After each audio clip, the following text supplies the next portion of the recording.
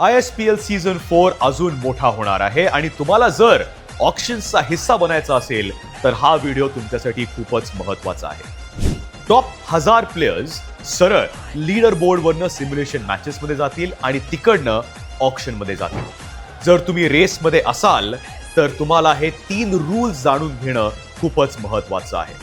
Rule क्रमांक 1, ISPL affiliated tournaments किंवा ISPL आयोजित मॅचेस मध्ये खेळलात तर तुम्ही सीझन 4 आणि ऑक्शनसाठी एलिजिबल आहात. रूल क्रमांक 2, इंडिपेंडेंट टुर्नामेंट्स खेळू शकता जरी ते यूट्यूबवर टेलिकास्ट होत आहेत, पण ते कोणत्याही ऑर्गनायझेशनशी जोडलेले किंवा अफिलिएटेड नसावेत. रूल क्रमांक 3, जर तुम्ही कुठल्या नॉन ISPL अफिलिएटेड ऑर्गनायझेशनच्या टुर्नामेंटमध्ये खेळलात तर ISPL सीझन 4 साठी तुम्ही पात्र नाही आहात, तुमची एलिजिबिलिटी राहणार नाही. तर हे सिंपल नियम आहेत, फॉलो करा आणि तुमची रँकिंग जी आहे ती ISPL वेबसाईटवर चेक करा आणि तयार व्हा ISPL सीझन 4 च्या ऑप्शनसाठी.